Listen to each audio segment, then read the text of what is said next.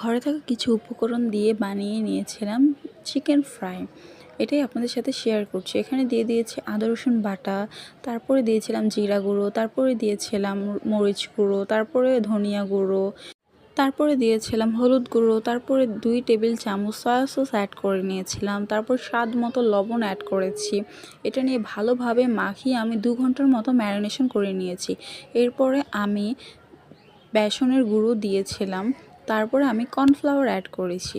তারপরে এটাকে মাখিয়ে একটা ডিমও দিয়েছিলাম সাথে।